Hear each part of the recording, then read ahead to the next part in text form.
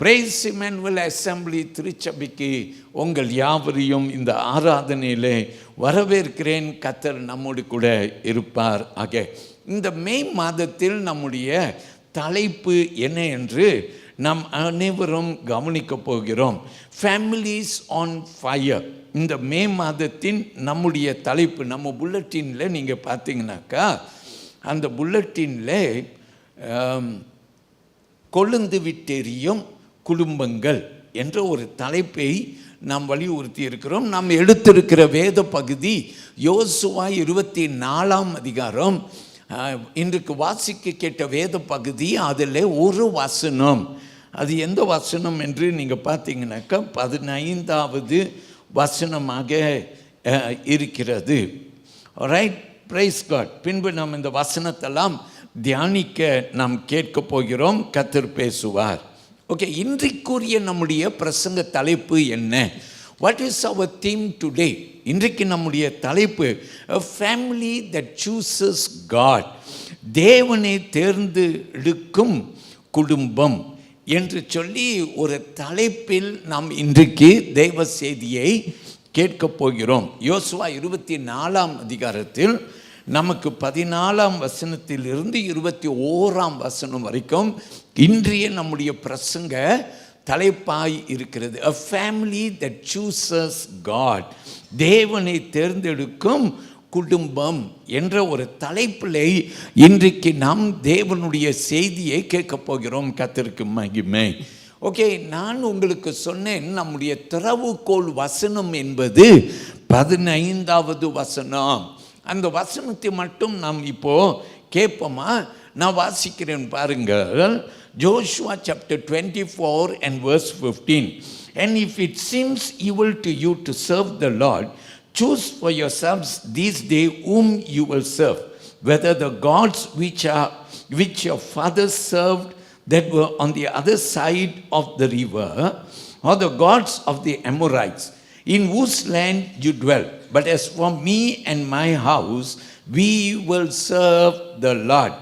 கர்த்தரை சேவிக்கிறது உங்கள் பார்வைக்கு ஆகாததாய் கண்டால் பின்னை யாரை சேவிப்பீர்கள் என்று இன்று தெரிந்து கொள்ளுங்கள். நதிக்கு அப்புறத்தில் உங்கள் பிதாக்கள் சேவித்த தேவர்களை சேவிப்பீர்களோ, நீங்கள் வாசம் பண்ணுகிற தேசத்து குடிகளாகிய எமோரியரின் தேவர்களை சேவிப்பீர்களோ, நானும் என் வீட்டாருமோ என்றால் கர்த்தரையே சேவிப்போம் என்றான். வலது கையை உயர்த்தி ஒரு ஆமேன் சொல்லுங்க. ஆமேன். இந்த வேத பகுதியில் குறிப்பிட்டு ரொம்ப முக்கியமான வேத ஒரு பகுதி என்னவென்றால், யோசுவா ஒரு தீர்மானம் பண்ணுகிறார். அவர் சொல்றார், நானும் என் வீட்டாருமோ என்றால் கர்த்தரையே சேவிப்போம். அந்த முழு வசனத்தை நீங்கள் கோடிட்டு கொள்ளலாம். அப்படி கோடில்லைன்னா அந்த ஒரு பகுதியை மட்டும் நீங்கள் கோடிட்டு கொள்ளலாம். நானும் என் வீட்டாரும் என்றால் கர்த்தரையே சேவிப்போம் என்று இந்த யோசுவா சொல்லுகிறார். இந்த ஒரு வார்த்தையை வைத்து தான் இன்றைக்கு நம்முடைய தலைப்பு பிறந்தது. A family that chooses God. தேவனை தேர்ந்தெடுக்கும் குடும்பம் என்ற இந்த தலைப்பு இந்த யோசுவாவுடைய தீர்மானத்திற்கு அடிப்படையில் தான் வந்திருக்கிறது என்றதை நாம் அறிந்து கொள்ள வேண்டும். ஆமென் சொல்லுங்க. ஹல்லேலூயா. கர்த்தருக்கு மகிமை. பிரியமானவர்களே, இன்றைக்கு தொடக்க ஒரு அறிவிப்பு, ஓகே, ஓப்பனிங் டெக்ளரேஷன் அல்லது ஒரு சவால் என்று உங்களுக்கு நான் சொல்ல விரும்புகிறேன். நீங்கள் எல்லாரும் இன்றைக்கு பாஸ்டருடைய பிரசங்கத்தை இருக்கிறோம். இன்னைக்கு பாஸ்டர் பேசுகிறார். கடந்த 3 வாரம் நமக்கு விசேஷித்த விருந்தினர் வந்திருந்தார்கள். 3 வாரம் நான் பிரசங்கம் பண்ணாமல் இன்றைக்கு உங்கள் மத்தியிலே நான் பிரசங்கம் பண்ணுகிறேன். அதனால் பாஸ்டருடைய சர்மன் பிரசங்கத்தை நான் கேட்க உட்கார்ந்துருக்கிறேன். இது பாஸ்டருடைய பிரசங்கம் என்று சொல்லி நீங்கள் கேட்டுக்கொண்டிருந்தாலும் ஆண்டவருடைய பிள்ளைகளை இன்றைக்கு ஒன்று தெரிய வேண்டும். தனிப்பட்ட நபர்களாகிய நாம் தீர்மானம் செய்யணும் கர்த்தருக்கென்று வாழ. ஆனால் இன்றைக்கு ஆண்டவர் சொல்றார், ஒரு தனி மனுஷனாய் மட்டுமல்ல, ஆனால் குடும்பமாய் நீ தீர்மானம் பண்ண வேண்டும். குடும்பமாய் ஒரு தீர்மானம் பண்ண வேண்டும். ஏன்னா யோசுவா என்ன தெரியுமா செய்தார்? நானும் அல்லது நான் கர்த்தரையே சேவிப்பேன் என்று அல்லாமல், நானும் என் வீட்டாருமோ கர்த்தரையே சேவிப்போம். குடும்பம் ஒரு தீர்மானம். ஆமென். வலது கையை உயர்த்தி ஒரு அல்லேலூயா என்று சொல்லுங்க. நம்ம ஆண்டவர் தனிப்பட்ட நபர்களை அழைக்கிறவர், ஆனாலும் நம்முடைய ஆண்டவர் குடும்பங்களை அழைக்கிற தேவனாகவும் இருக்கிறார். சொல்லுவோமா? அல்லேலூயா. ஒருவேளை உங்கள் குடும்பம் ஒரு பின் நோக்கி போய்கொண்டு இருக்குது, உங்களுக்கு நல்லா தெரியுது. உங்கள் குடும்பம் பின்னோக்கி போய்கொண்டிருக்கிறது. முன்னோக்கி போக வேண்டிய நாம் பின்னோக்கி போய்கொண்டு இருக்கிறோம். இன்றைக்கு கர்த்தர் உன்னை அழைக்கிறார். இதுவரையிலும் ஆலயத்திலே ஆண்டவர் உன்னை எப்படி அழைத்தார்னா, உன்னை தனிப்பட்ட ஒரு மனுஷனாய் ஒரு மனுஷியாய் அழைத்தார். ஆனால் இன்றைக்கு ஆண்டவர் உன்னை எப்படி அழைக்கிறார்னா, ஒரு குடும்பமாய் உன்னை அழைக்கிறார். நம் சொல்லுவோமா? ஹல்லேலூயா. இப்போ இந்த வேத பகுதிக்கு வாங்க. யோசுவா 24ஆம் அதிகாரத்தை உங்கள் கையில் நீங்கள் வைத்து கொள்ளுங்க. முதல் வசனத்தை நாம் கவனிக்க போகிறோம். அந்த முதல் வசனத்தை எனக்கு கவனியுங்கள். Look at verse 1, Joshua chapter 24 and verse 1. Then Joshua gathered all the tribes of Israel to Shechem and called for the elders of Israel, for their aides, for their judges, and for their officers. And they presented themselves before God. பாருங்க, நான் வாசிக்கிறேன் கொஞ்சம். Okay. பின்பு யோசுவா இஸ்ரவேலின் கோத்திரங்களை எல்லாம் சீக்கேமிலே கூடி வர பண்ணி, இஸ்ரவேலின் மூப்பரையும் தலைவரையும் நியாயாதிபதிகளையும் அதிபதிகளையும் வர வைத்தான். அவர்கள் தேவனுடைய சந்நிதியில் வந்து நின்றார்கள். அதாவது யோசுவாவுடைய சந்நிதியில் வந்து நிற்கல. இன்னைக்கு நீங்களாம் எங்கே உட்கார்ந்துருக்கிறீங்க? பாஸ்டருக்கு முன்னால் நாங்களாம் உட்கார்ந்துருப்போம். அப்படி இல்லை. நாங்கள் யாருக்கு முன்னே உட்கார்ந்துருக்கிறோம்? நாங்கள் ஆராதனை செய்கிறீங்கள் ஆண்டவருக்கு முன்னே வந்து அமர்ந்திருக்கிறோம். அருமையான பாஸ்டர் உங்களை அழைக்கிறார். சர்ச்சுக்கு வாங்க, சர்ச்சுக்கு வாங்க. பாஸ்டரை பார்க்க வரல, நீங்கள் யாரை பார்க்க வந்திருக்கிறீங்க? எல்லாரும் கையை மேலே காட்டுங்க. யாரை பார்க்க வந்திருக்கிறேன்? எங்கள் ஆண்டவரை பார்க்க வந்திருக்கிறேன். சொல்லுவோமா? அல்லேலூயா, அல்லேலூயா. அப்போ நீங்கள் பார்த்தீங்கன்னா யோசுவா அழைப்பு கொடுக்கிறார். என்ன அழைப்பு? வாங்க எல்லாரும் கூடி வாருங்க, ஷீக்கேமுக்கு வாங்க. எல்லாரும் கூடி வந்துட்டாங்க. ஆனால் பைபிள் வசனம் சொல்லுகிறது, அவர்கள் யோசுவாவுக்கு முன்பு கூடி வரல, அவர்கள் தேவனுக்கு முன்பு அவர்கள் கூடி வந்திருக்கிறார்கள். நம் சொல்லுவோம் அல்லேலூயா. இந்த யோசுவா 24ஆம் அதிகாரம், அது கடைசி அதிகாரம் அந்த புஸ்தகத்தில். அப்போ யோசுவாவை குறித்து நமக்கு கொஞ்சம் தெரியுன்னு. யோசுவா வயதான ஒரு மனுஷன் ஆகிவிட்டார். அவருடைய வாழ்க்கையின் பயணத்தின் இறுதிக்கு வந்து விட்டார். இப்போ ஜனங்களை எதுக்கு கூட்டி இருக்கிறார்னா, ஆண்டவர் நமக்கு என்ன செய்திருக்கிறார் என்று அவர்களுக்கு சொல்லும்படிக்கு. ஹல்லேலூயா. பிரியமான தேவனுடைய பிள்ளைகளை, ஆண்டவர் என்ன செய்திருக்கிறார் நம்ம எல்லாருக்கும் நல்லா தெரியும் இல்லையா? யோசுவாவுக்கு முன்பு மோசேயை ஆண்டவர் எகிப்தில் அடிமைத்தனத்தில் கடந்த ஜனங்களை கூட்டி வர பண்ணினார். அவர்கள் வந்து எங்கே நின்றார்கள்? செங்கடலுக்கு முன்பு நின்றார்கள். ஆண்டவர் என்ன செய்தார்? செங்கடலை இரண்டாய் பிளந்து அந்த செங்கடலிலே தரையிலே அவர்கள் நடக்க பண்ணினார். சொல்லுங்க ஹல்லேலூயா. இப்போ யோசுவா இந்த ஜனங்களுக்கு ஷீக்கேமுக்கு வர பண்ணி, யோசுவா இந்த ஜனங்க கிட்ட சொல்றார், உங்களுக்கு தெரியுமா ஆண்டவர் நம்மை எப்படி நடத்தினார்? அவருடைய ஓங்கிய புயம், அவருடைய பலன், அவருடைய பிரசன்னம் நம்மை நடத்தினது. ஹல்லேலூயா. அப்போ செங்கடலை பிளந்த ஆண்டவரை குறித்து சாட்சி கொடுக்கிறார். எப்படி வனாந்தரத்திலே இந்த ஜனங்களை ஆண்டவர் அழைத்து வந்தார், வனாந்தரத்திலே நடந்த சம்பவங்களை அவர் அறிக்கை செய்கிறார். எப்படி எரிகோ பட்டணத்தை ஆண்டவர் இவர்கள் கைவசம் கொடுத்தார். அல்லேலூயா. பிரியமான தேவனுடைய பிள்ளையே, இது எல்லாவற்றையும் என்ன செய்கிறார்? இந்த ஜனங்களுக்கு அவர் விவரித்து சொன்ன பிற்பாடு இப்போ அவர்கள் இடத்திலே 15வது வசனத்தை பாருங்க. யோசுவா 24ஆம் அதிகாரம் அந்த 15ஆம் வசனத்தின் இடையிலே நான் வாசிக்கிறேன். Look at verse 15 and I will read between the lines. Choose for yourselves this day whom you will serve. அவர் சொல்லுகிறார், பின்ன யாரை சேவிப்பீர்கள் என்று இன்று தெரிந்து கொள்ளுங்கள். அப்ப இங்க வர வேண்டிய ஒரு முக்கியமான வார்த்தை என்ன தெரியுமா? தெரிந்து கொள். இங்கிலீஷ்ல சூஸ் என்று சொல்றார். அல்லேலூயா சொல்லுவோமா? ஆமென். பிரியமான கர்த்தருடைய பிள்ளையே, இன்னைக்கு பாஸ்டர் எவ்வளோ பெரிய பிரசங்கம் இங்கே பலிப்பிடத்தில் நின்று உங்க மத்தியில பேசினாலும் கூட நீங்க தான் தீர்மானம் பண்ணுன்னு. ஆண்டவரை பின்பற்றதும் பின்பற்றாமல் இருக்கிறதும் அது உங்களுடைய தீர்மானம், அது உங்களுடைய குடும்ப தீர்மானம். அல்லேலூயா. இன்னைக்கு நீங்க ஒரு தீர்மானம் பண்ணிட்டீங்கன்னு வச்சுட்டீங்க, ஆண்டவரை சேவிப்போம் என்று ஒரு தீர்மானம் பண்ணிட்டீங்கன்னா நிச்சயமாய் கர்த்தர் உங்களை ஆசீர்வதிப்பார். சொல்லுங்க ஆமென். சில வாலிப பிள்ளைங்க நினைக்கிறாங்க, எங்கள் அம்மா கிறிஸ்டியன், எங்கள் அப்பா கிறிஸ்டியன், நாங்களாம் சர்ச்சுக்கு போகிறோம், நல்ல ஆவிக்குரிய சபைக்கு போகிறோம். அல்லேலூயா. நீ அதில் சந்தோஷமாக இருந்தாலும் கூட ஆண்டவர் ஒவ்வொரு இடத்துலையும் தனிப்பட்ட வகையில் நீ தேர்ந்தெடுக்கும்படி உன்னை அழைக்கிறார். தெரிந்து கொள் என்று சொல்லி. யாரை சேவிப்பீர்கள்? whom will you serve? choose today என்று சொல்ற, தேர்ந்தெடுத்து கொள்ள வேண்டும். நம்ம எல்லாரும் சொல்லுவோம் அல்லேலூயா.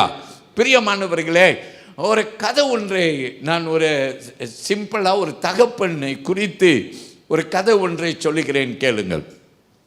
ஒரு தகப்பன் இருந்தார். அவர் ரொம்ப பிஸியான ஒரு மனுஷன். அவருக்கு நிறையா பிள்ளைகளும் இருந்தார்கள். ஞாயிற்றுக்கிழமை வந்துட்டுச்சுன்னா மனைவி சொல்லுவாள், நம்ம சர்ச்சுக்கு போகணுன்னு சொல்லுவாள். புருஷனும் பிள்ளைகளும் சொல்லுவார்கள், பா நம்ம எல்லாரும் சர்ச்சுக்கு போகணும் என்று சொல்லுவார்கள். ஆனால் அப்பா என்ன தெரியுமா சொல்லுவார்? நான் ரொம்ப பிஸியாக இருக்கிறேன், நான் ரொம்ப பிஸியாக இருக்கிறேன், நான் சர்ச்சுக்கு வர முடியாது. அப்பா போலன்னு அம்மாவும் போல, அம்மா போலன்னு பிள்ளைகளும் போல, எல்லாரும் சர்ச்சுக்கு போகவில்லை. கொஞ்ச நாள் ஆன பின்பு இதுவே அவர்களுடைய குடும்பத்தின் பழக்கமாகிவிட்டது. ஹல்லேலூயா.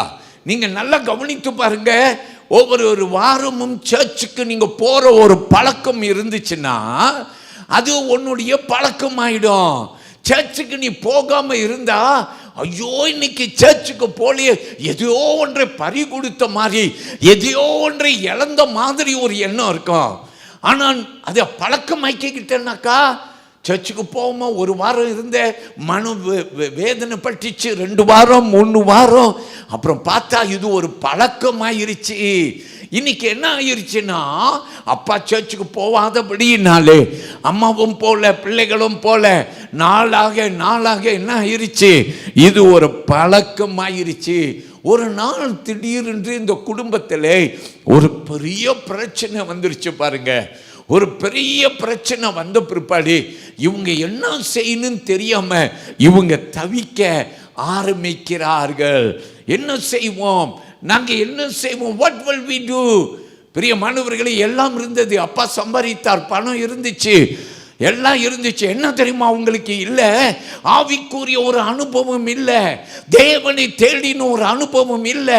டாக்டர்கிட்ட போகலாம், அவர்கள் மருத்துவத்தை நாடலாம், ஆனால் ஆண்டவர் சமூகத்தில் அவர்களுக்கு விழ தெரியல, அவங்களுக்கு ஜெபிக்க தெரியல, அம்மாவுக்கு ஜெபிக்க தெரியல, அப்பாவுக்கு ஜெபிக்க தெரியல, யாருக்கும் ஜெபிக்க தெரியாத ஒரு நேரம். பிரியமான கர்த்தருடைய பிள்ளையே, அப்புறம்தான் இந்த அப்பா திடீரென்று அவர் சொல்லுகிறார், பிரியமானவர்களே, நான் என் வாழ்க்கையில் எல்லாத்தையும் தீர்மானம் செய்தேன், தேர்ந்தெடுத்தேன், ஆனால் ஆலயத்துக்கு போவதை தேர்ந்தெடுக்காம விட்டு விட்டேன் என்று தன் நெத்தியில் அடித்து கண்ணீர் விட்டாராம். என் அருமையான கர்த்தருடைய பிள்ளையே, நீங்கள் ஆண்டவரை தேடுகிறதை நீங்கள் முதல்ல வைக்க வேண்டும். ஆண்டவருடைய வார்த்தை என்ன சொல்லுகிறது? முதலாவது தேவனுடைய ராஜ்யத்தையும் அவருடைய நீதியையும் தேடுங்கள், அப்பொழுது இவைகளை எல்லாம் உங்களுக்கு கூட கொடுக்கப்படும். முதலிடத்தை ஆண்டவர் அவரிடத்தில் கொடுக்கும்படி விரும்புகிறார். இன்னைக்கு நீ எப்படி வாழ்ந்து கொண்டிருக்கிற, உன் குடும்பம் எப்படி இருக்கிறது? உன்னால குடும்பம் சர்ச்சுக்கு போகாம இருக்கா? உன்னால தானா உன் குடும்பம் இந்த பழக்கத்துக்கு வந்ததுக்கு காரணம் என்ன? உன்னால தானா நீ சர்ச்சுக்கு போகாம இருந்த பின்னால தானா உன் மனைவி சர்ச்சுக்கு போல, உன் பிள்ளைகள் சர்ச்சுக்கு போல? அருமையான தேவ பிள்ளையை, இந்த தகப்பனை பார். ஒரு ஆபத்து வந்தபோது என்ன செய்வேன் என்று ஆண்டவரை கூப்பிட தெரியாம தவித்த ஒரு தகப்பன். ஆண்டவருடைய பிள்ளையை இன்னைக்கு நீ தேர்ந்தெடுக்க வேண்டும் என்று ஆண்டவருடைய வேதம் நமக்கு அழைக்கிறது. இப்போ இது யோசுவாவுடைய ஒரு சம்பவம். நீங்கள் பைபிளில் 1 ராஜாக்கள் புஸ்தகம் 18வது அதிகாரத்துக்கு போனீங்கன்னா, அந்த 18வது அதிகாரத்தில் நீங்கள் எலியா தீர்க்கதரிசியை கார்மேல் மலையிலே ஆகாப் ராஜாவோடு ஒரு போட்டி இடுகிற ஒரு சம்பவத்தை நீங்கள் காண்பீர்கள். ஜனங்கள் எல்லாம் கூடி வந்திருக்கிறாங்க. போட்டி யாருக்கு? எலியா தீர்க்கதரிசிக்கும் ராஜாவுக்கும் முன்னால ஜனங்கள் எல்லாரும் பார்க்கிறார்கள். ராஜா கூட நிற்கிறது 450 பால் தேவர்கள் நிற்கிறார்கள். அல்லேலூயா. 2 பேரும் பலிபீடம், அவர்கள் பலிபீடத்தை அவர்கள் நியமனம் செய்கிறார்கள். 2 பேரும் ஆண்டவரை நோக்கி கூப்பிடுவோம். யாருடைய ஆண்டவர் பெரியவரோ அவர்தான் இந்த பலிபீடத்தில் உள்ள பலியை என்ன செய்வார்? அவர் செப்பனிப்பார் அல்லது அவர் எடுத்துக்கொள்வார். அல்லேலூயா. பிரியமான தேவனுடைய பிள்ளைகளே, அப்பதான் எலியா என்ன தெரியுமா செய்கிறார்? 21ஆம் வசனத்தை கவனிங்கள். 1 Kings chapter 18 and I want you to look at verse 21. 1 ராஜாக்கள் 18ஆம் அதிகாரம் 21ஆம் வசனம். அதை ஆங்கிலத்தில் வாசிக்கிறேன், கேளுங்க. How long will you waver between 2 opinions? சரியா? நான் இடைகளிலே வாசிக்கிறேன், கேளுங்கள். நீங்கள் எது மட்டும் 2 நினைவுகளால் குந்தி நடப்பீர்கள். கர்த்தர் தெய்வம் ஆனால் அவரை பின்பற்றுங்கள், பாகால் தெய்வம் ஆனால் அவனை பின்பற்றுங்கள் என்றான். ஜனங்கள் பிரதியுத்தரமாக அவனுக்கு ஒன்றும் சொல்லவில்லை என்று வசனம் சொல்லுகிறது. நல்ல கவனிங்க. ஜனங்கள் எல்லாம் கூடி இருக்கிறாங்க. நான் இன்னைக்கு உங்ககிட்ட சொல்கிறேன், எங்க ரொம்ப நாளாக ஆண்டவருக்கு இடம் கொடுக்காம மனம் போன மாதிரி வாழ்ந்துட்டு இருக்கிறீங்க. எங்க சர்ச்சுக்கெல்லாம் வர மாட்டேன்றீங்க, உங்கள் ஆசைப்படி வாரீங்க, ஆசை இல்லைன்னா வராமல் இருக்கிறீங்க. இது என்னங்க பழக்கம் அப்படின்னு நான் உங்ககிட்ட கேட்குறேன். பிரியமான தேவ பிள்ளைகளே, நீங்களும் அப்படியே குத்து கல் மாதிரி உட்காந்துட்டு நீங்கள் என்ன செய்கிறீங்க? அப்படியே கேட்குறீங்க. காது இருக்கிறவன் கேட்க கடவட்டும் என்று ஆண்டவர் சொன்னது போல எல்லாம் கேட்கத்தான் செய்கிறோம். ஆனால் அது காதில் விழுதா தெரியல, அது மனசில் கிரியை செய்தா தெரியல. பிரியமான தேவனுடைய பிள்ளைகளே, அப்போ நீங்கள் வேத வசனத்தில் பார்த்தா ஜனங்களுக்கு ஒரு குழப்பம். அதாவது பால் தேவனா என்ன பாருங்க, ராஜா நிற்கிறாரு. ராஜாவுக்கு பின்னால் எத்தனை பேர் நிற்கிறாங்க? 450 பால் தேவர்கள் ஆடிக்கிட்டு அவங்கள பார்க்கறதுக்கு என்னமோ அவங்க பக்கம் தான் ஜெயம் இருக்கிறது போல 450 பேர் நிற்கிறாங்க. இங்கிட்டு யார் நிற்கிறா? எலியா நிற்கிறார். ஆனால் எலியா கூட யாரும் இல்லை, ஒண்டியா நிற்கிறார். அப்போ எலியா அந்த ஜனங்கள்கிட்ட சொல்றாரு, நீங்க யாரை சேவிப்பீங்க? இந்த ஜனங்க பார்க்கறாங்க, இங்க தானே நமக்கு என்னது எண்ணிக்கை கூட இருக்கு, இங்க இவன் ஒண்டியா நின்று சத்தம் போட்டுட்டு இருக்கிறான். ஹல்லேலூயா. பிரியமான தேவனுடைய பிள்ளையே, ஒருவனை கொண்டு ஆண்டவர் 1000 பேரை அடிக்க வல்லவராக இருக்கிறார். ஒருவனை கொண்டு ஆண்டவர் பெரிய காரியங்களை செய்ய வல்லவராக இருக்கிறார். உன் குடும்பத்தில் நீ ஒருவன் தான் ரட்சிக்கப்பட்டவனாக இருக்கலாம். உன் குடும்பத்தில் நீ ஒருவன் தான் தேவனுக்கு பயந்தவளாய் இருக்கலாம். மற்ற எல்லாரும் ஆண்டவரை அறியாத ஜனங்களாய், ஒருவேளை உன் குடும்ப மக்களே அவர்கள் செய்கிற ஒவ்வொரு காரியமும் உன் மனதை வேதனைப்படுத்தலாம். ஆனால் நான் சொல்லுகிறேன் கேள், உன் பக்கத்திலே ஆண்டவர் இருக்கிறார். நீ நினைக்கிறான் நான் ஒண்டியாக இருக்கிறேன், நான் தனியாக இருக்கிறேன், நான் என்ன பண்ணுவேன் என்று நினைக்கிறாய். ஆனால் ஆண்டவர் உன்னோடு இருக்கிறார். வலது கையை உயர்த்தி ஒரு ஆமேன் சொல்லுங்க. இங்க பார்த்தீங்கன்னா ஜனங்க ஒன்றும் சொல்லாமல் இருந்தார்கள். இன்னைக்கு நீங்களும் அப்படித்தான் இருக்கிறீங்களோ? ஒன்றும் சொல்லாமல் இருக்கிறீர்கள். பாஸ்டர் சொல்றாரு, குடும்பமா சர்ச்சுக்கு வாங்குங்க, ஒரு தீர்மானம் பண்ணுங்க. ஆமேன். நீங்களும் யோசிச்சு பார்க்குறேன்னு சொல்றீங்க. நான் சொன்னது காதில் கூட விழாம உட்கார்ந்துட்டு இருக்கலாம். அருமையான தேவனுடைய பிள்ளைகளே, தொடர்ந்து இந்த வேத வசனத்துக்கு நம்ம எல்லாரும் வருவோமா? என்னோடு கூட வாருங்கள். 30வது வசனத்தை கவனியுங்கள். அப்போது வேத வசனம் சொல்லுகிறது, எலியா ஜனங்களை கிட்ட வர சொல்லுகிறான். அல்லேலூயா. He calls them near and he repairs the altar அப்படின்னு வசனம் சொல்ல. அப்பொழுது எலியா சகல ஜனங்களையும் நோக்கி என் கிட்டே வாருங்கள் என்றான். சகல ஜனங்களும் அவன் கிட்டே வந்தபோது தகர்க்கப்பட்ட கர்த்தருடைய பலிபீடத்தை அவன் செப்பனித்து என்று வேத வசனம் சொல்லுகிறது. ஆமேன். கிட்ட வாங்க, எல்லாரும் கிட்ட வாங்க. ஆமேன். எல்லாரும் கிட்ட வராங்க. கிட்ட வந்த பிற்பாடு அவனுடைய பலிபீடத்தை மறுபடியும் அவன் கட்டினான். அப்புறம் 38வது வசனத்துக்கு வருங்க. அங்க வசனம் சொல்லுகிறது, அவன் கர்த்தரை நோக்கி கூப்பிட்டான். அப்போது வானத்திலிருந்து கர்த்தர் ஒரு அக்கினியை வர பண்ணினார். வலது கையை உயர்த்தி எல்லாரும் ஆண்டவருக்கு ஆமேன் ஆமேன் ஆமேன் என்று சொல்லி அவர் நாமத்தை மகிமைப்படுத்துங்கள். அவர் பெரியவர். அங்க வசனம் எப்படியா சொல்லுது, அப்பொழுது கர்த்தரிடத்தில் இருந்து அக்கினி இறங்கி அந்த சர்வங்க தகன பலியை பட்சித்தது. ஹல்லேலூயா. சொல்லுவோமா? ஆமென்.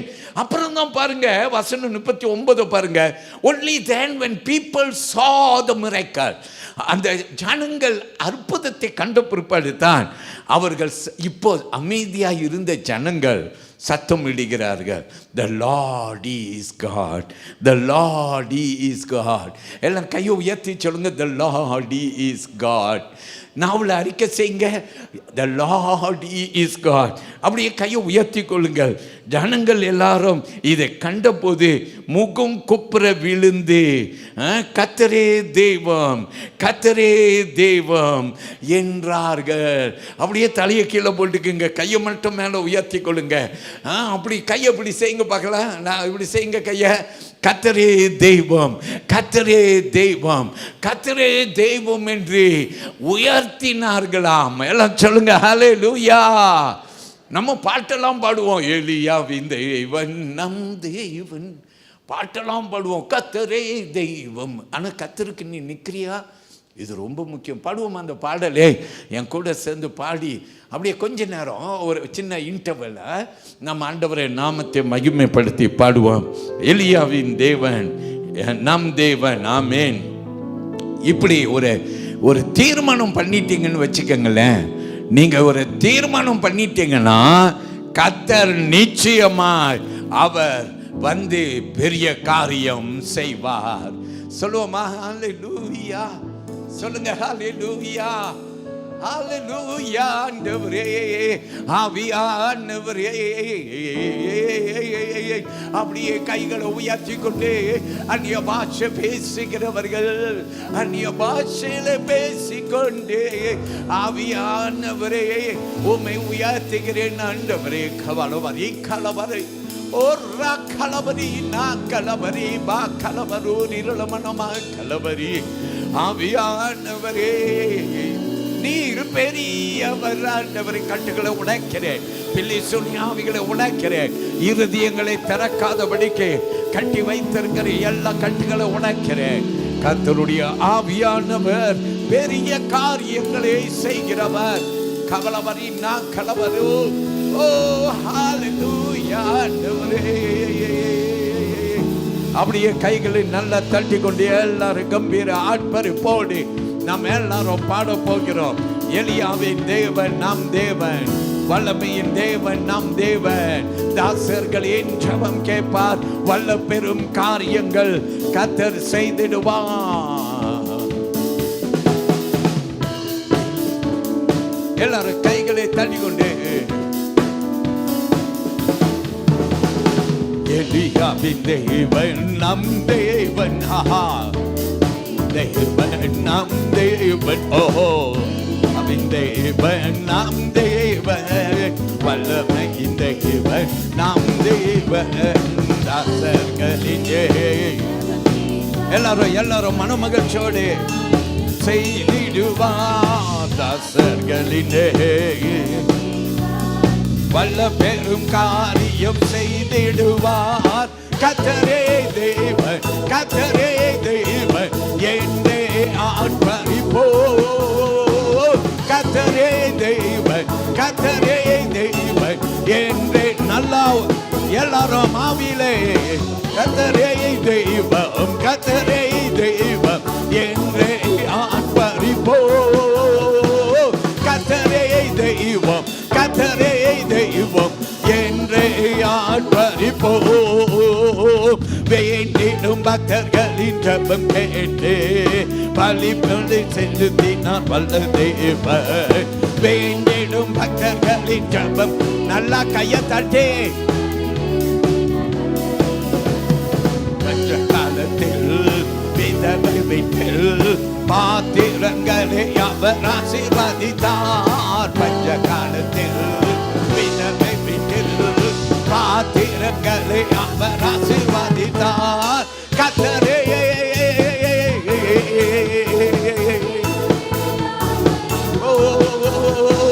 கர்த்தரே தெய்வம், கர்த்தரே தெய்வம் என்றே ஆர்ப்பரிப்போம்.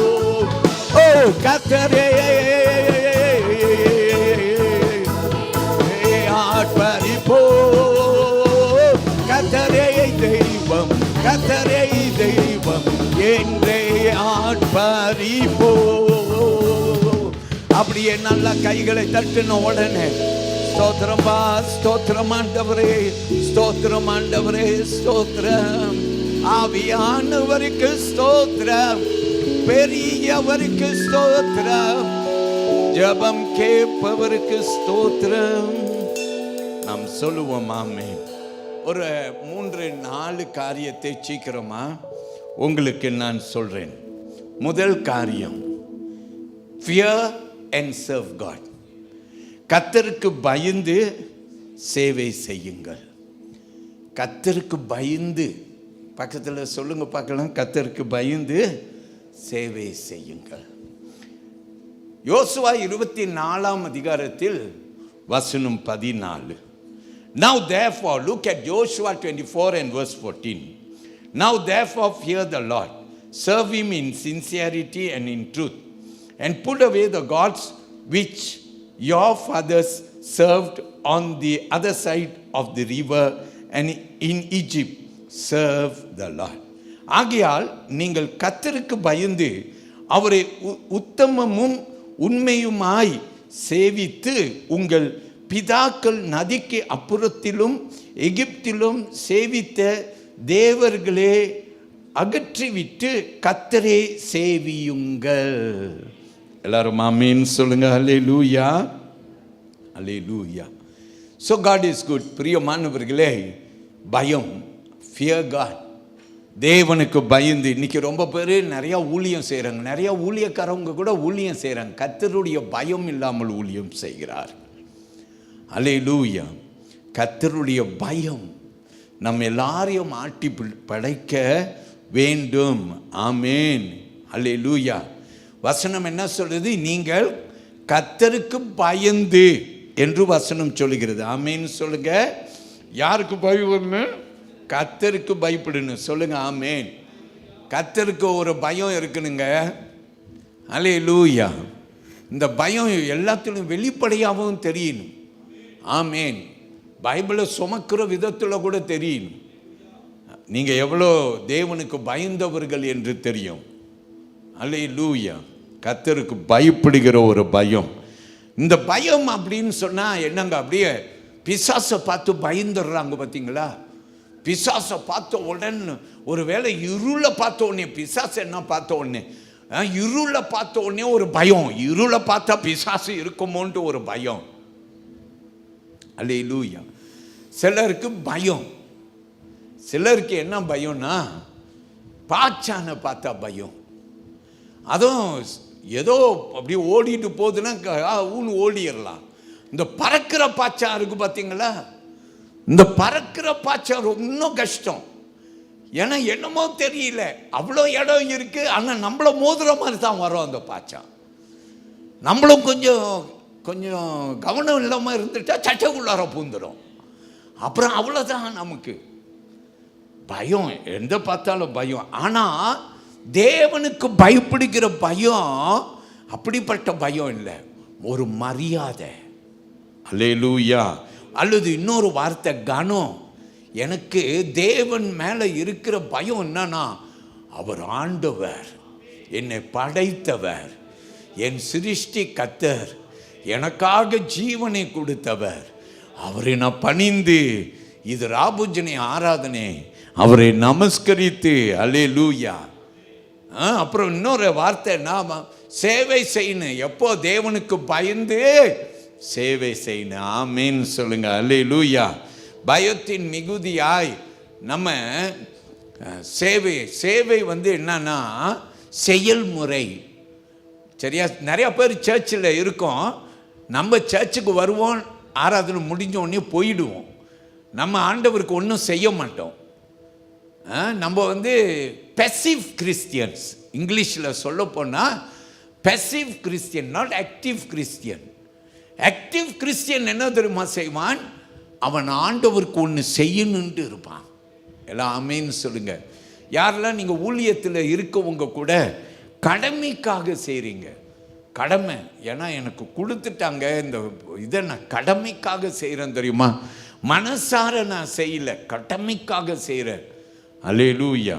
யாரோ உங்களை பாராட்டலாம், ஆனால் ஆண்டவர் பாராட்டணுன்னா நீ அவருக்கு பயந்து அவருக்கு சேவை செய்து, அந்த பயத்தின் மிகுதியாய் செயலில் நீ காட்டுன, அவருக்கு நீ பயந்தவன். ஆபிரகாமை எடுத்துக்குவோமா? ஆபிரகாம் ஆதியாகமம் 22ஆம் அதிகாரத்தில், ஜெனசிஸ் சாப்டர் 22 verse 12 பாருங்க. ஆதியாகமம் 22ஆம் அதிகாரம் 12ஆம் வசனம். நான் அந்த வசனத்தை வாசிக்கிறேன், கேளுங்கள். And he, இந்த he God. And God said, do not lay your hand on the lad or do anything to him, for now I know that you fear God, since you have not withheld your son, your only son, from me. ஆண்டவர் ஆபிரகாமுக்கு சொல்றார் பாருங்க. அப்பொழுது அவர், பிள்ளையாண்டான் மேல் உன் கையை போடாதே, அவனுக்கு ஒன்றும் செய்யாதே, நீ அவனை உன் புத்திரன் என்றும் உன் ஏகசுதன் என்றும் பாராமல் எனக்காக ஒப்பு கொடுத்தபடியினால் நீ தேவனுக்கு பயப்படுகிறவன் என்று இப்போது அறிந்திருக்கிறேன் என்றார். எல்லாரும் ஆமீன் சொல்லுங்க, அல்லேலூயா. ஆண்டவர் சொல்றார், நீ தேவனுக்கு பயப்படுகிறவன் என்று இப்பொழுது அறிகிறேன். ஆமேன். ஆண்டவர் இப்பதான் அவருக்கு தெரியுதுன்ட்டு இல்லை, ஆனால் அவன் செயலிலே காட்டின பிற்பாடு சொல்றாரு, நீ எனக்கு பயந்தவன். எல்லாரும் ஆமீன் சொல்லுங்க, அல்லேலூயா. சரியா? தேவனுக்கு பயப்படுகிற பயம் நம்ம என்ன செய்யும்? ஆபிரகாம் என்ன செஞ்சிச்சு? கீழ்ப்படிய வைத்துச்சு. ஒரே குமாரனே 100 வயதாக போகிற ஆபிரகாமுக்கு கொடுத்துட்டு இப்போ போய் பலி செலுத்துன்னு சொல்றாரு. ஆண்டவரே, ஒன்னே கண்ணேன்னு நான் கண்ணுக்குள்ளார வச்சு வளர்த்துட்டு இருக்கிறேன், அவனை போய் பலி செலுத்த. ஏதோ சாக்கு போக்கலாம் கொடுத்து ஆண்டவர் மனசையே மாற்ற பார்த்திருக்கலாம். ஆனா ஆபிரகாம் என்ன தெரியுமா செய்தான்? அவன் தேவனுக்கு பயந்தவன். என் ஆண்டவர் எதை செய்தாலும் அது எனக்கு நல்லதா தான் செய்வார். ஆமேன்னு சொல்லுங்க. நீதிமொழிகள் 9ஆம் அதிகாரம் 10வது வசனத்தை கவனியுங்கள்.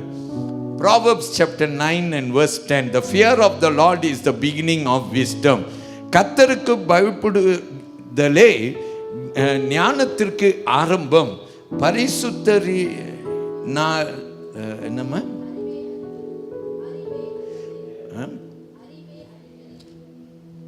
பரிசுத்தரின் அறிவே அறிவு. Okay, very good. Praise the Lord. நம்ம எல்லாரும் ஆமென் சொல்லுவோமா? கர்த்தருக்கு மகிமை. பிரியமானவர்களே, தேவனுக்கு பயப்படுகிறது, கர்த்தருக்கு பயப்படுகிறது. ஆமென். ஞானத்திற்கு ஆரம்பம். இப்போ 2வது காரியத்தை சொல்றேன் பாருங்க. மற்ற தேவர்களை என்ன செஞ்சிருந்தேன்? அகற்றி விட வேண்டும். Reject other God's.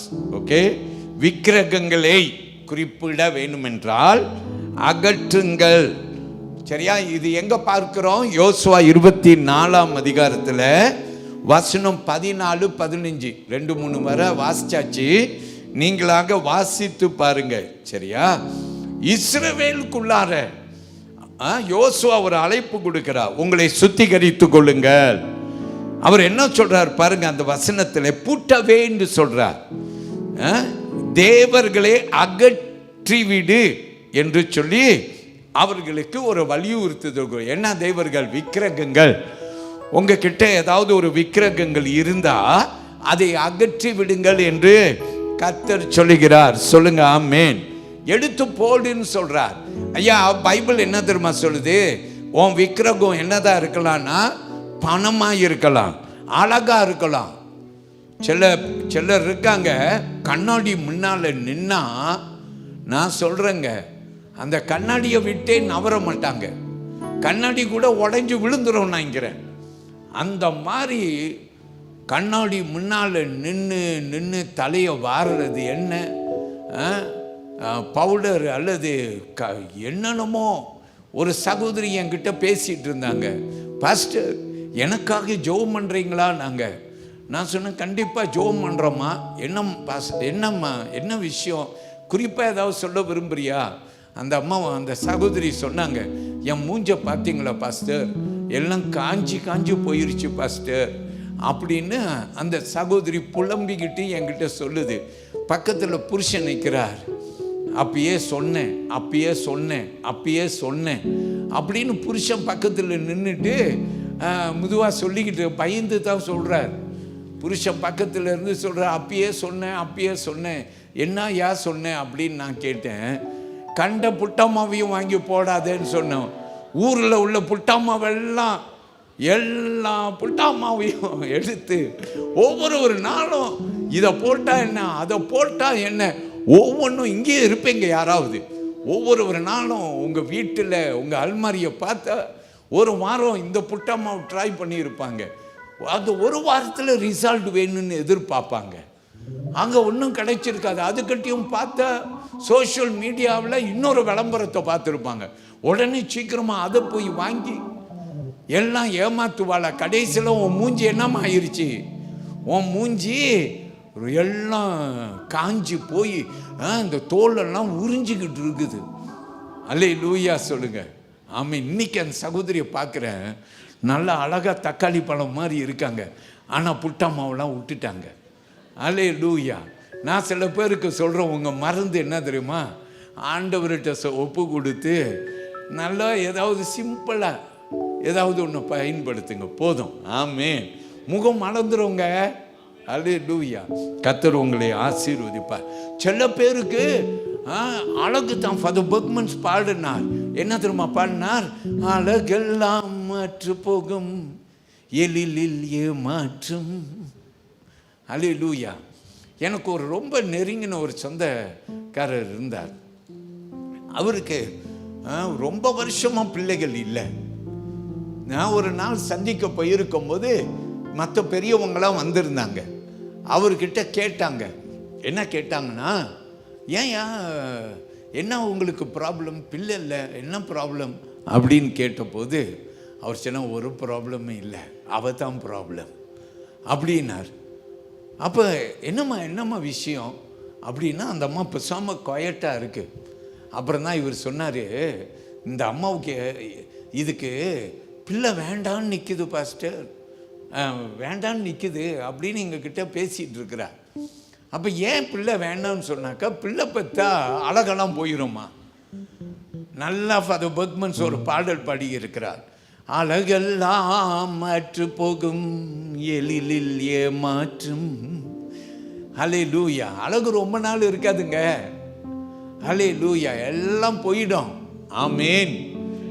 அப்புறம் ரொம்ப காலம் ஆன பிற்பாடு இப்போ பிள்ளை தங்காத காலம் வந்துருச்சு. இப்போ அந்த அம்மா, எனக்கு ஒரு பிள்ளை இருந்தால் நல்லா இருக்குமே. இப்போ அந்த அம்மா திடீர்னு சொல்லுது, எனக்கு ஒரு பிள்ளை இருந்திருந்தா அவன் இன்னும் 30 வயசு இருந்திருப்பானே. இப்படி அழுகுது, ஆனா பிள்ளையே இல்லாம போச்சு.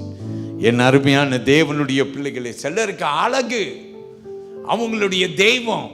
பிரியமான கர்த்தருடைய பிள்ளை, சிலருக்கு பெருமை அவர்களுடைய தெய்வம். சில சமயத்தில் நம்ம கிட்ட விக்கிரகம் இல்லைன்ட்டு நம்ம சந்தோஷமா இருப்போம்.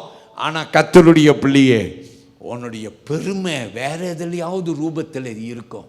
இன்னைக்கு எல்லாத்தையும் கொண்டாந்து ஆண்டவர் சமூகத்தில் இறக்கிரு. நான் சொல்லிட்டேன், யாக்கோபு என்ன தெரியுமா செய்தான்? தன் குடும்பத்தை சுத்திகரித்தான். எடுத்துக்கொள்ளுங்கள், ஆதியாகமம் 35ஆம் அதிகாரம் 2வது வசனம் சொல்கிறது, அவன் என்ன செய்தானாம்? கட்டளையிட்டான். பாருங்க, look at Genesis 35 and verse 2. Put away the foreign gods that are among you, purify yourselves and change your garments. உங்கள் இடத்தில் இருக்கிற அந்நிய தேவன்களை விலக்கி போட்டு உங்களை சுத்தம் பண்ணிக்கொண்டு உங்கள் வஸ்திரங்களை மாற்றுங்கள். எல்லாம் ஆமென் சொல்லுங்க. அல்லேலூயா. யாரு? யாக்கோபு சொல்லுகிறார். தன் குடும்பத்தை சுத்திகரித்துக் கொள்ள அவர் அழைக்கிறார். சொல்லுங்க ஆமென். நீங்க சுத்திகரிக்கும் போது 1 யோவான் புஸ்தகத்தை எடுத்துக்கொள்ளுங்கள், 5ஆம் அதிகாரம் 21ஆம் வசனத்தை பாருங்கள். Keep your selves from idols. பிள்ளைகளே, நீங்கள் விக்கிரகங்களுக்கு விலகி உங்களே காத்து கொள்வீர்களாக. ஆமேன் என்று வசனம் சொல்கிறது. ஆமேன். ஸோ பிரியமானவர்களே, நம்ம என்ன செய்வோம்? சுத்திகரித்துக் கொள்வோம். 3வது காரியத்தை சொல்றேன், கேளுங்க. இன்னைக்கு நீங்க என்ன செய்யுங்க? இன்று தேர்ந்தெடுங்கள். Choose today. 15வது வசனம், யோசுவா 24ஆம் அதிகாரம் 15வது வசனம். நீங்களா வாசித்துக் கொள்ளுங்கள். யோசுவா அழைக்கிறார். யாரை சேவிப்பீர்கள்? தெரிந்து கொள்ளுங்கள் என்று சொல்றார். தெரிந்து கொள்ளுங்கள். சரியா? ஸோ பிரியமானவர்களே, தெரிந்து கொள்ள வேண்டும் என்று வேதம் அழைக்கிறது. சொல்லுங்க ஆமேன். பைபிளில் ஒரு நல்ல உதாரணம் நான் காட்டுன்னா ரூத். நீங்க ரூத் புஸ்தகம் 1ஆம் அதிகாரம் 16வது வசனத்தை பாருங்க. மாமி சொல்றா, நான் புருஷன் இல்லாதவன், என் பிள்ளைகளும் மரித்து போய் விட்டார்கள், நான் ஒண்டி மரம் ஆகிவிட்டேன், நான் என் ஊருக்கு போறேன். மோவாப்ல இருந்து கிளம்புறான்.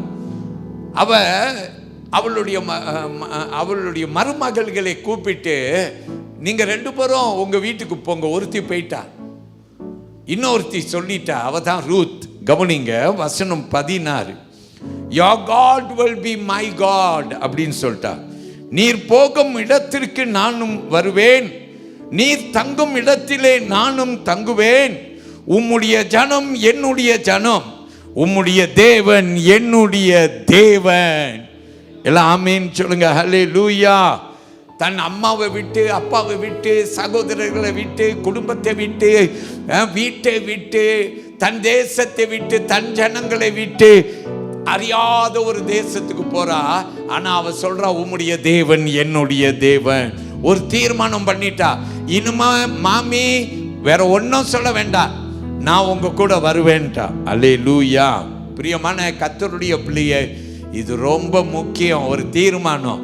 பைபிள் என்ன தெரியுமா சொல்லுது? புதிய ஏற்பாடுல 2 கொரிந்தியர் 6ஆம் அதிகாரம் 2ஆம் வசனத்தை கவனியுங்கள். Look at 2 Corinthians chapter 6 and verse 2.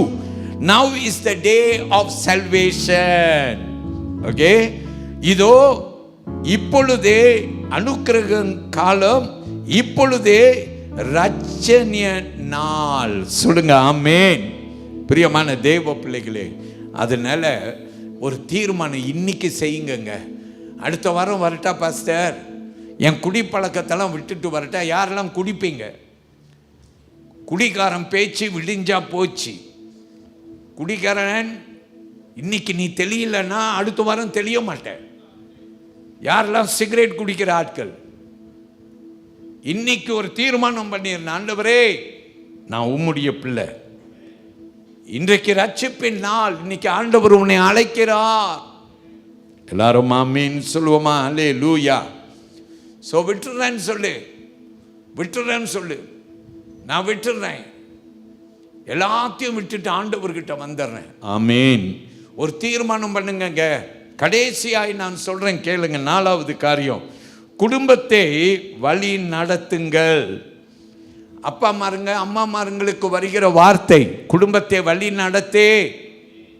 Hallelujah. Lead your family. ஆமென். சொல்லுவோம், பிரைஸ் தி லார்ட். அல்லேலூயா. குடும்பத்தை வழி நடத்து. அல்லேலூயா. வசனம் 21 மட்டும் கவனிங்க. நான் இடைகளில் வாசிக்கிறேன். ஜனங்கள் யோசுவாவை நோக்கி, அப்படி அல்ல, நாங்கள் கர்த்தரையே சேவிப்போம் என்றார்கள். அல்லேலூயா. எல்லாரும் தீர்மானம் பண்ணுங்க, கர்த்தர் இப்படியாக நம்ம எல்லாரையும் அழைக்கிறார். சொல்லுங்க ஆமென். தேவனுக்கு மகிமை. கொர்நேலியு குடும்பம் தெரியுமா? கொர்நேலியு குடும்பம் அப்போஸ்தலர் 10ஆம் அதிகாரம் 2வது வசனத்துக்கு வந்தீங்கன்னாக்கா, அந்த 2வது வசனம் இப்படியா சொல்லி, look at Acts of the Apostle chapter 10 and verse 2. It says, a devout man and one who feared God with all his household, who gave alms generously to the people and prayed to God. அவன் தேவ பக்தி உள்ளவனும் தேவ தன் வீட்டார் அனைவரோடும் தேவனுக்கு பயந்தவனுமாய் இருந்து ஜனங்களுக்கு மிகுந்த தர்மங்களை செய்து எப்போதும் தேவனை நோக்கி ஜெபம் பண்ணி கொண்டிருந்தான். நம் சொல்லுவோம் ஆமென். பிரியமான கர்த்தருடைய பிள்ளைகளே, பைபிளில் ஒரு வசனம் இருக்குங்க. நீதிமொழிகள் புஸ்தகத்துக்கு போங்க, 22ஆம் அதிகாரம் 5வது வசனம். Look at Proverbs chapter 22 and verse 6. Train up a child in the way he should go. அப்படின்னு வசனம் வச்சு, பிள்ளையானவன் நடக்க வேண்டிய வழியிலே அவனை நடத்து, அவன் முதிர் வயதாய் ஆதியிலும் அதை விடாதிருப்பான். ஆமென் சொல்லுவோம். பிரியமானவர்களே, கர்த்தர் உங்களையும் என்னையும் அழைக்கிறார். ஒரு தீர்மானம் பண்ணுங்கன்னு சொல்றார். ஒரு தீர்மானம் பண்ணுங்க, கர்த்தர் உங்களோடு இருப்பார். ஆமென்.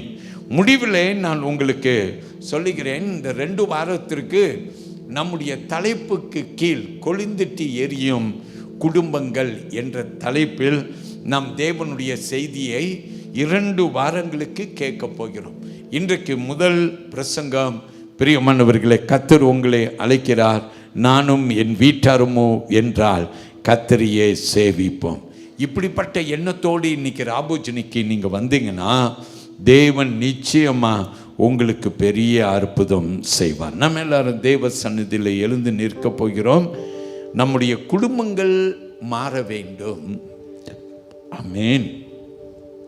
நம்ம குடும்பத்தில் ஒரு அக்கினி இல்லாத ஒரு குடும்பமாய் இருக்கிறது. அல்லேலூயா. சில குடும்பங்கள் மறுபடி பொருத்தனை செய்ய வேண்டிய குடும்பங்களாக இருக்கிறது. முன்ன ரொம்ப வைராக்கியமாக இருந்தீங்க, ஆனால் இப்போ கொஞ்சம் ரொம்ப பின்மாற்றத்துக்கு போயிட்டீங்க. அல்லேலூயா. இன்றைக்கு தேவனிடத்தில் வாருங்கள், கர்த்தர் உங்களுக்கு நிச்சயமாய் அற்புதம் செய்வார். என் கூட சேர்ந்து ஒரு பாடலை